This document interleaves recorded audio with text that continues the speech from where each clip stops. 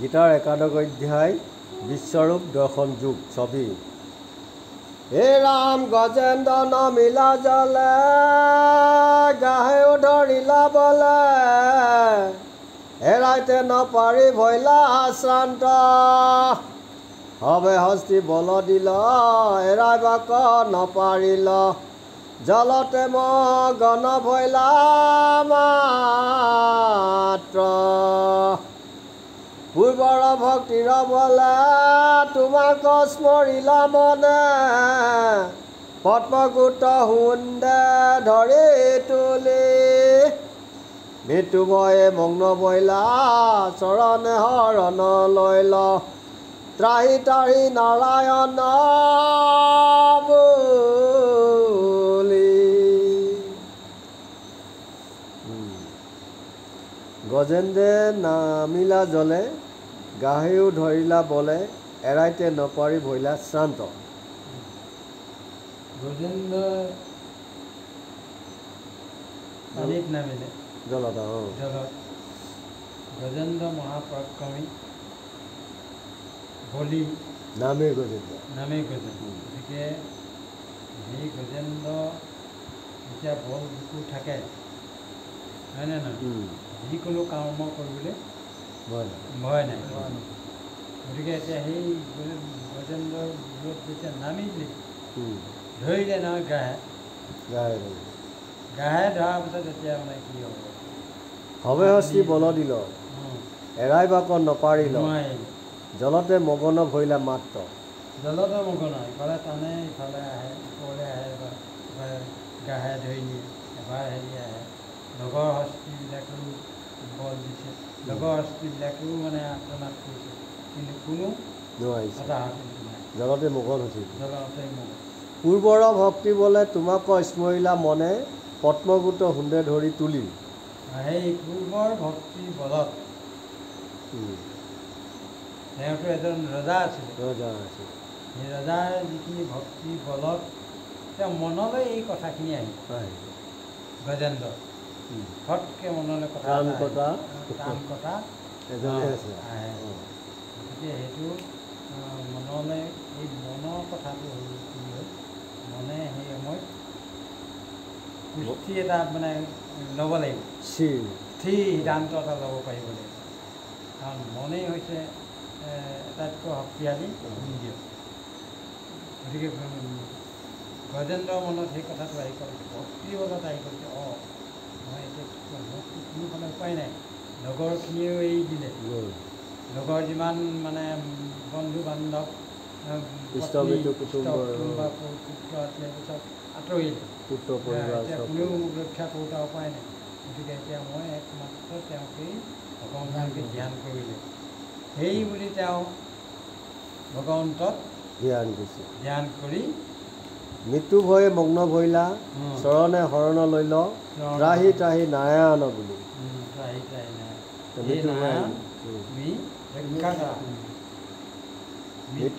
মৃত্যু তৰণ কৰা কৃষ্ণ। এ ৰাম কৃপাময় দেৱ হৰে গৰুৰ স্কন্ধ চৰে শীঘ্ৰে আখিলন্ত চক্ৰ পানে ভক্ত দুখ দেখি স্বামী গৰুৰ স্কন্ধৰ নামি গাহকো কাটিলা চক্ৰ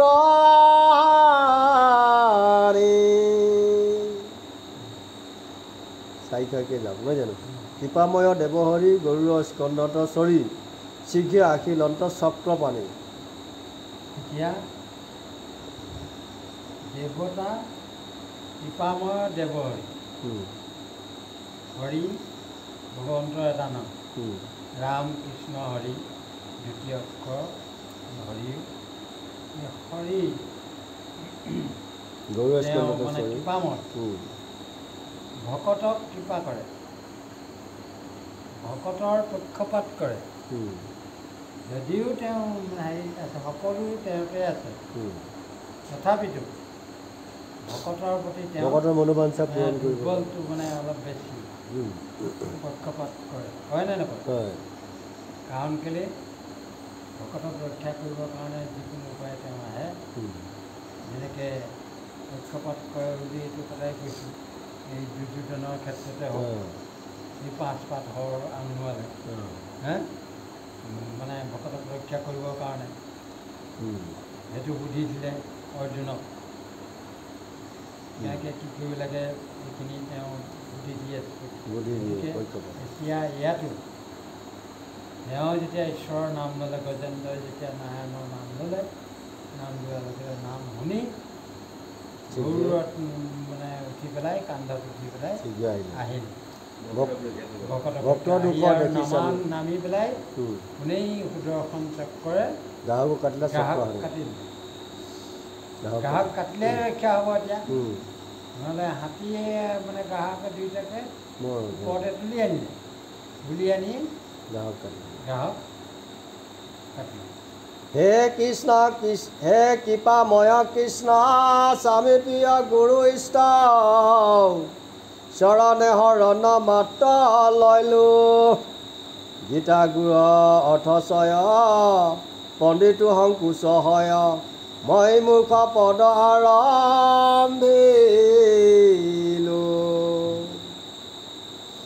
হে কৃপাময় কৃষ্ণ স্বামী প্ৰিয় ইষ্ট গুৰু ইষ্ট চৰণে শৰণ মাত্ৰ লৈলো গীতা গুৰু অৰ্থচয় পণ্ডিতো সংকোচ হয় মই মুখ পদ আৰম্ভিলো। এইটো মানে লিখক পাৰে কবিৰ কথা তেখেতে এইখিনি বৰ্ণনা কৰিছে। ভকতক ৰক্ষা কৰে। গতিকে মই তোমাৰ তাতে হৰণ কৰিব বিচাৰিছোঁ, তোমাৰ চৰণতে হৰণ কৰি মানে এই বাক্যখিনি বা এই কথাখিনি, এই পদৰ হেৰিখিনি মই বৰ্ণনা কৰিছোঁ, লিখিছোঁ। হে ৰাম মুখে কৃষ্ণ সদা হেবি কৃপা লেখ পাৱে হিন্দুকো গো খোজ কৰি তাৰে দেখিয়া অবলা খুজি চন্দন পিন্ধিলা খুজি তাইকো গতি দিলা দামোদৰে।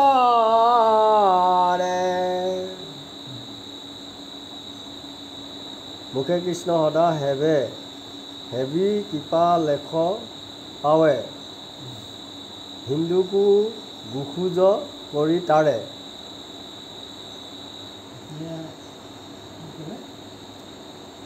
মুখে কৃষ্ণ সদা হেবে মুখে কৃষ্ণ সদা কৃষ্ণ নাম সদায় লয় ৰতি কৃষ্ণ ৰতি হেবি কৃপা লেখ পাৱে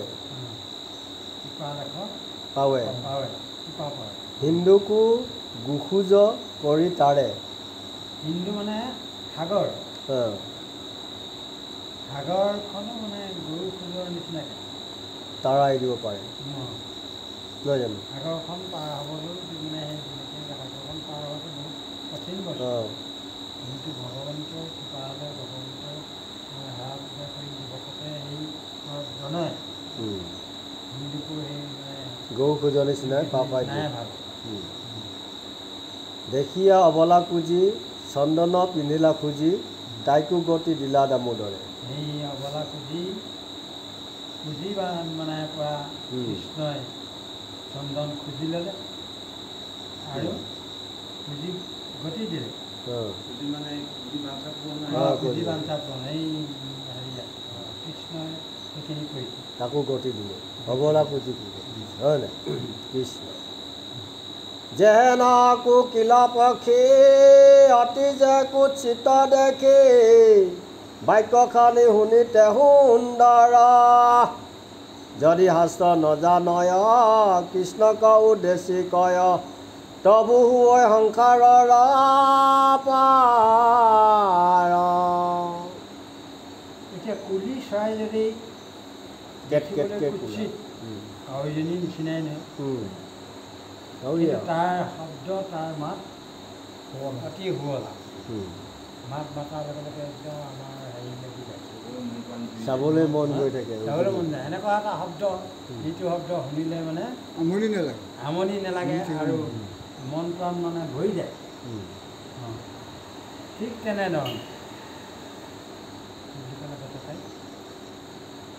শুনিতে সুন্দৰ যদি শাস্ত্ৰ নজান কৃষ্ণক উদ্দেশ্যি কয় যদিও শাস্ত্ৰ নেজানে কৃষ্ণক উদ্দেশ্যি কয় প্ৰভু হৈ সংসাৰৰ কৃষ্ণ একো শাস্ত্ৰ জ্ঞান নালাগে বোলে ভক্তিত দেৱতীজ লিখিবে নালাগে সম্পূৰ্ণ শাস্ত্ৰ বিস্তৰে জানিবে কৃষ্ণ শাস্ত্ৰ জানক নেজানক তেওঁ যদি মানে ঈশ্বৰৰ নাম লয় তেওঁ কৰিব পাৰে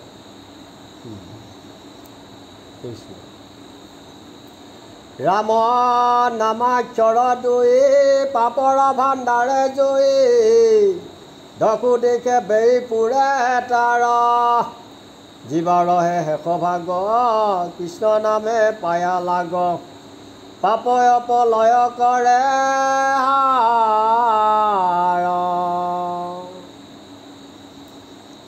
ৰাম নামাক্ষৰ দুই পাপৰ ভাণ্ডাৰে জুই দকু দেখে বেৰি পুৰে তাৰ এই ৰাম নাম দুটা ৰাম দুটা অক্ষৰ দুটাই আখৰ ৰা ম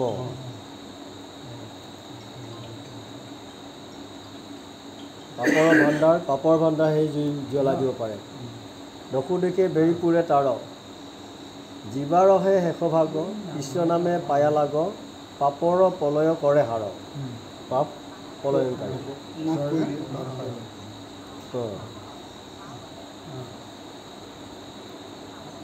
হে ৰাম হেন জানি হবে ৰাম নাম মুখে স্মৰা ৰাম নাম হাঞ্চি গান্ধি পৰা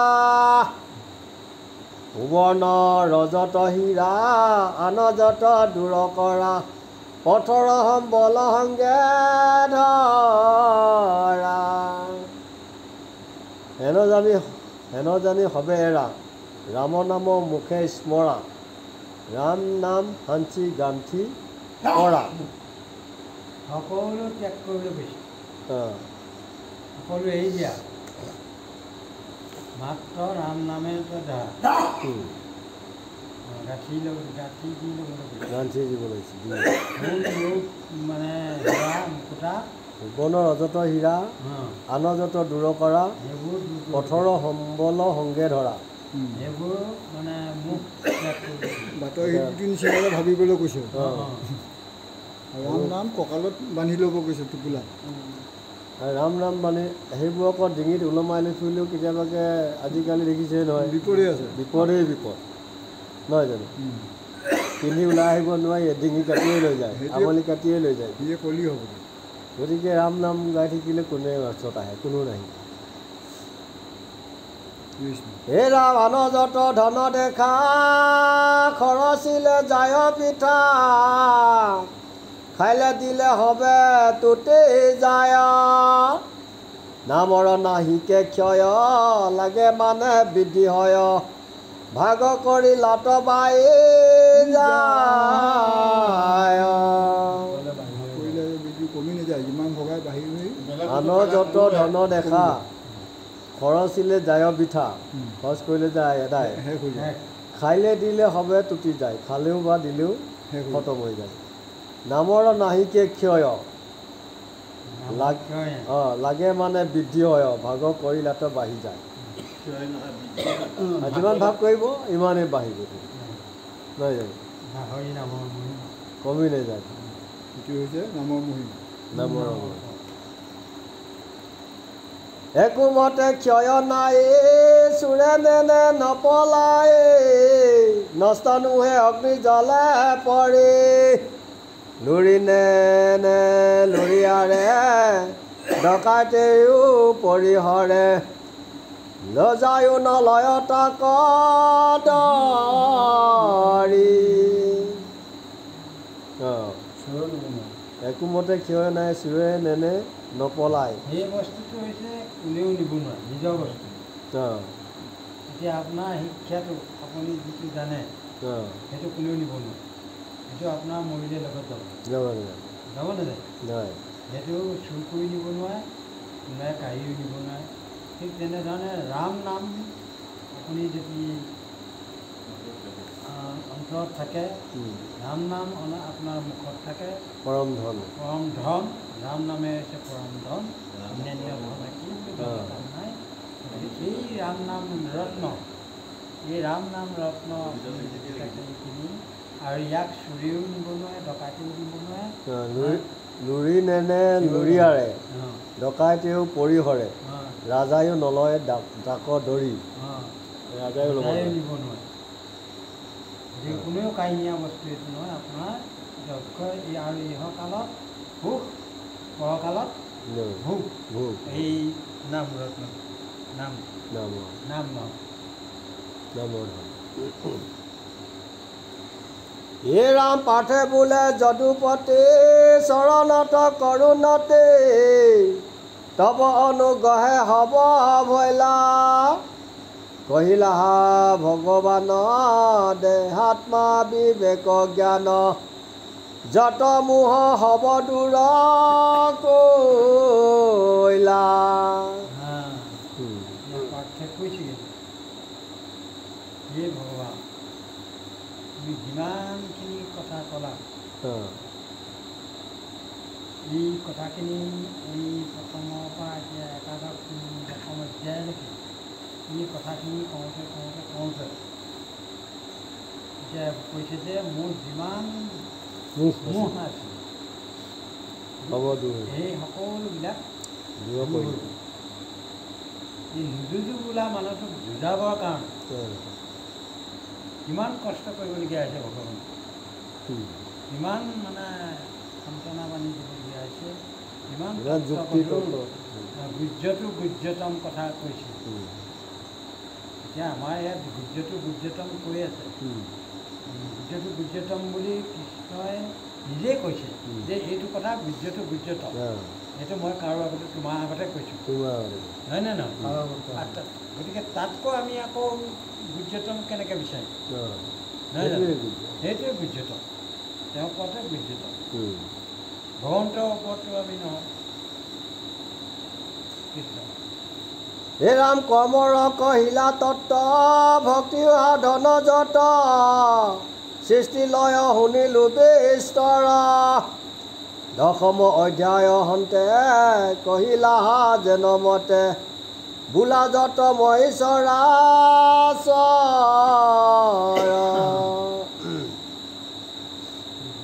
কৰ্মৰ কহিলা তত্ত, ভক্তি সাধন যত, সৃষ্টি লয় শুনিলো বিস্তৰ। কৰ্মৰ যিমানখিনি তত্ত্ব আছিলে, ভক্তি সাধনৰ যত, ভক্তি সাধনৰ যিমানখিনি তত্ত্ব আছিলে, সৃষ্টি লয় শুনিলো বিস্তৰ। এইখিনি গোটেই বিস্তৰ তুমি বিস্তৰে বুজি পায়। দশম অধ্যায় বুজাই দিয়া হৈছে। বিস্তৰ সৃষ্টি আৰু লয়ৰ কথাটো বুজাই দিছে। সৃষ্টি লয়ৰ যে কাৰণ তেওঁৱেই এই কথাখিনি বুজাই দিছে ন। দশম অধ্যায় হন্তে কহিলা যেনমতে, এই কথাখিনি তুমি দশম অধ্যায়লৈকে ক'লা। বোলা যত মই চৰাচৰ, তুমি যে এই চৰাচৰ পৃথিৱীৰ একমাত্ৰ তোমাতেহে পদে, তোমাতেহে লয় হয়, তোমাতেহে ধ্বংস হয়, তোমাতেই পালিত হয়। এই কথাখিনি এই দশম অধ্যায়লৈকে সমস্ত কথা বুজিলোঁ। ক'লা। হে ৰাম কমল দল লোচন, সুৰহৃদ মুনিগণ, তোমাক ঈশ্বৰ বুলি কৱে, বিশ্বৰূপ যেন থান দেখায়ো ক ভগৱান, যদি মোৰ সৃষ্টিযোগ্য দৃষ্টিযোগ্য। সেইখিনি গোটেইখিনি জনাৰ পাছত তেওঁ এটা বস্তু চাবলৈ বিচাৰিছে। কমল লোচন, কমল দল লোচন, কমল দল লোচন, সুৰহৃদ মুনিগণ। কমল দল লোচন কাক কয়? কমল দল লোচন সুৰহৃদ মুনিগণ। এইখিনি মানে সুৰহৃদ মুনিগণ, সুৰহৃদ মুনিগণ। কমল লোচন বুলি ক'লে ভগৱন্তকে কয়। ভগৱানেই সুৰ আৰু হৃদ, হৃদসকল মুনিসকল। সুৰখিনি অসুৰখিনিকে কয় পায় নহয়। অক্ষৰটো বেলেগ ভূৰ সিদ্ধ মুনিগণ তোমাৰ ঈশ্বৰক তোমাকো ঈশ্বৰ বুলি কৱে সেইসকলে তোমাক ঈশ্বৰ বুলি কয় বিশ্বৰূপ যেন থান দেখায়ো ভগৱানৰ যদি মোৰ দৃষ্টিযোগ্য হয় যদি মোৰ দৃষ্টিযোগ্য হয় মোৰ দৃষ্টিয়ে যদি চকুৱে যদি দেখা পাবৰ সমৰ্থ আছে তেতিয়াহ'লে তুমি মোক বিশ্বৰূপ দৰ্শন কৃষ্ণ হে ৰাম হে ৰাম অজব্ৰহ্ম নিৰাকাৰ নামৰ ৰূপ নাহি যাৰ বাক্যৰম নৰ আগোচৰ কিন্তু তুমি যোগেশ্বৰ ভকতৰ প্ৰীতিকৰ এতে দেখি বাক বাঞ্ছা মোৰ অজব্ৰহ্ম নিৰাকাৰ আপোনালোকে এই গীতা প্ৰথম অধ্যায় বা দশমলৈকে পাঠ কৰি যিখিনি বুজিলে যেনেকৈ অৰ্জুনে বুজি অৰ্জুনে এতিয়া চব শুদ্ধ হৈ গ'ল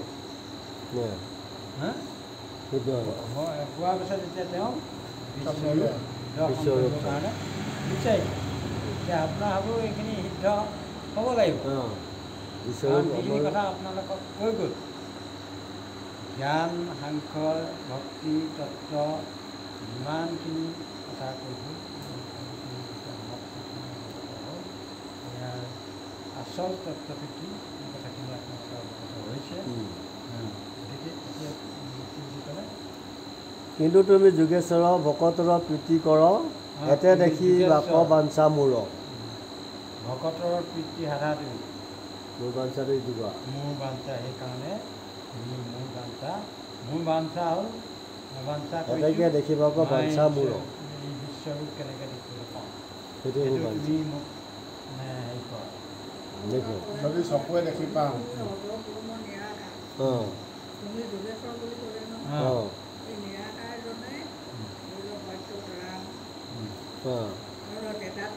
ৰাম এইখিনি হৈ আহিছে অজব্ৰহ্ম অজব্ৰহ্ম গতিকে সেইখিনি সেই গোটেইকেইটা ৰূপ দেখাই দিয়ে এতিয়া চব ৰূপটো অৰ্জুনে দেখা নাই কৃষ্ণ ৰূপটোহে দেখিছে বাকী ৰূপো দেখাব লাগিব বিশ্বৰূপ অজব্ৰহ্ম এইটো আছে অজব্ৰহ্ম মানে মানে এতিয়া জন্ম নোহোৱা যাৰ মৃত্যু নাই জন্ম নাহি জন্ম তোমাৰ তথাপি জন্ম ধৰা যাৰ জন্ম নাই মৃত্যু নাই মানে নিৰঞ্জন নিৰাকাৰ তেওঁ গতিকে সেই অজব্ৰহ্ম পৃথিৱী ব্ৰহ্ম সমস্ত চিত্তে আছে সমস্ত জীৱতে আছে গতিকে তুমি এতিয়া আমাক সেই ৰূপ দৰ্শন কৰোঁ কৃষ্ণ হে ৰাম কৃষ্ণই বোলে শুনা পাৰ্থ মূৰ ৰূপ অসংখ্যাত নাম বন আকৃতি বিস্তৰ ৰুদ্ৰাদিত্য বসু হোম অশ্বিনী কুমাৰ যম বায়ুবলী যক্ষ পুৰন্দৰ এইখিনি গোটেইখিনি আৰু অসংখ্য মানে ৰূপ আছে ইমান আছে ঠিকান নাই এনেই ছবিত কোনোবাই যদি দেখিছে বা চিনেমা বা চিৰিয়েলত ক'ৰবাত যদি দেখিছে মহাভাৰতত কিন্তু দেখুৱাইছিলে আকৌ দেই মহাভাৰতখনত তাত দেখুৱাইছিলে বিশ্বৰূপ জুই ওলাই আছে মুখে জুই ওলাই আছে এই মানে এই পূৰ্ব হেৰিয়াৰ যুদ্ধত মানুহবোৰ এফালৰ পৰা সোমাই গৈছে একবাৰ সোমাই চব এফালে হেৰি হৈ গৈছে আগতেই মাৰিয়ে থৈছে তেওঁ সেই তেওঁৱেই গোটেইখিনি বায়ু অগ্নি মানে দম দি আছে হে ৰাম স্বৰূপত ধনঞ্জয় ৰূপ দেখি হৈবাক্ষয় পাছে দুখ নেদি বাহা মুখ নিজ বিশ্বৰূপ মোৰ তাপদীপ্তি ভয়ংকৰ ঈশ্বকো ন পাৰে দেখিবা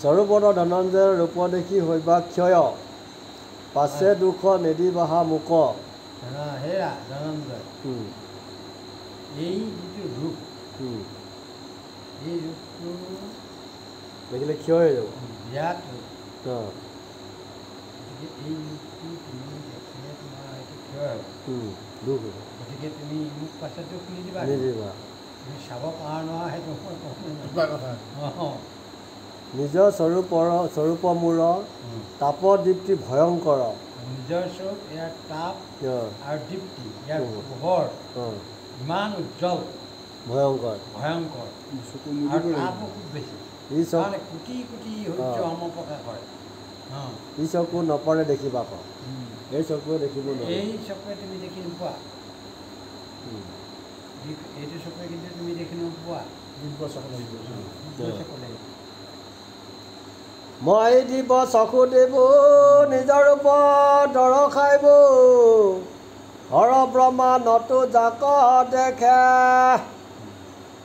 কহয় গোবিন্দ মিশ্ৰ চৰণৰ অৰবিন্দ সদা মূৰ নাচাৰো কামুখে মই তোমাক দিব্য চকু দিম যিটো ৰূপ মানে ব্ৰহ্মা হৰেও দেখা নাই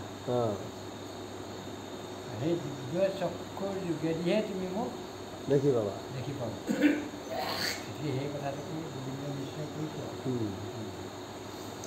শুনা সভা সদালো ৰাম কৃষ্ণ বুলিও কওঁ সুখে কৰা বৈকুণ্ঠ পয়ান নামত কৰিও ৰতি নামে পৰম গতি নামে কৰে সংসাৰ নিজান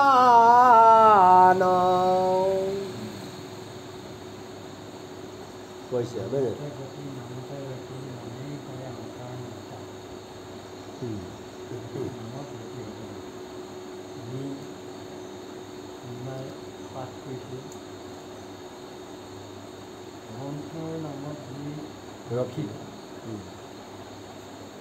তেওঁৰ ব্ৰাহ্মণৰ জন্মও প্ৰয়োজন নাই বুজিছেনে ইমানেই নাম যাৰ থাকে ভগৱন্তৰ সেৱা পূজা য'ত থাকে সেই ঘৰখনত কিছু মানে যিমান হ'লেও নাৰী মৰক দুৰ্ভিক্ষ আদি মানে বহুতখিনি টান পাই থাকে আৰু মানুহৰ বেমাৰ আজাৰ হ'বই বুজিছেনে গছ এজোপা যিমান সুন্দৰ হ'লেও তাত মানে অসংখ্য পৰুৱা থাকে গছজোপা কাটি দিলে গম পোৱা যায় তাত বগাব নোৱাৰে আগতে আপুনি একদম দেখিব একদম প্লেইন একদম সুন্দৰ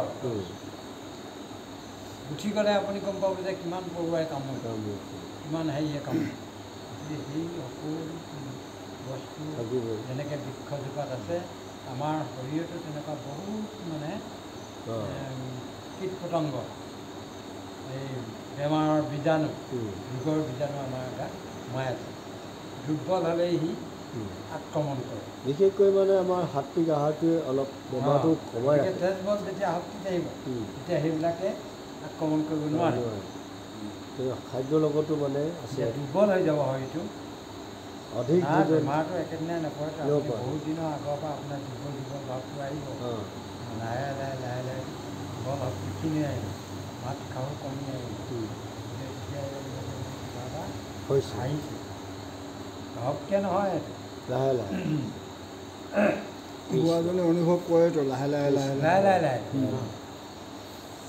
এই ৰাম প্ৰিয় কৰে বোলা তাত হেৰা কৰোঁ যোৰহাট ৰাম কৃষ্ণ বুলি উৎসুকা জয় কৃষ্ণ ঘোষ কৰা সুখে সংসাৰ কতৰা দাস কৰি লয়া যায় মোকে প্ৰিয় কৰি বোলা তাত হেৰা কৰোঁ যোৰহাট ৰামকৃষ্ণ বুলিও উৎসুকে